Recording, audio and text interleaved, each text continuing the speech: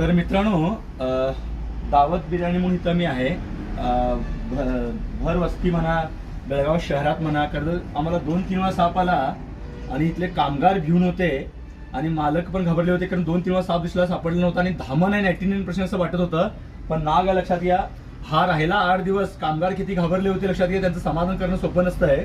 पण तरीही आज तो आरामात इथं येऊन बसला आणि इथल्या लोकांना तोंड दिलं, कारण मी सगळं सांगितल्यामुळं त्यांनी आज घाबरले नाहीत आणि बरोबर पॅक करून ठेवलं होतं, जसं मी सुरुवातीला दाखवलं होतं. आणि हा अक्षरशः नाग आहे लक्षात घ्या.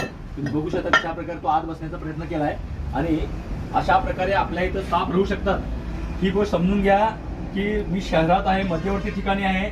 समोरच हनुमानचा पुतळा या ठिकाणी मी आहे, तुम्हाला लक्षात येईल. कोणी बघितलं असेल तर दावत बिर्याणी म्हणून तिथं किचन आहे यांचं आणि हा वरती साप दिसला होता. 4 वर्ष वयाचा नाग आजूबाजूला किती दिवस होता हे आपण विचार करू शकतो. पण इथं हा 8 दिवसात हा 3री वेळा दिसला, बरोबर नाही? 8 दिवसात 3री वेळा दिसला, लक्षात घ्या. तो स्वतःहून काय करत नाही ते मी सांगण्याचा नेहमी प्रयत्न करत असतो. आता मात्र तो घाबरून अशा ठिकाणी बसला होता. ह्या दोन्ही गोष्टी आपण विचार करणं गरजेचं आहे. साधारण 4 वर्ष वयाचा नाग जातीचा साप आहे. धन्यवाद.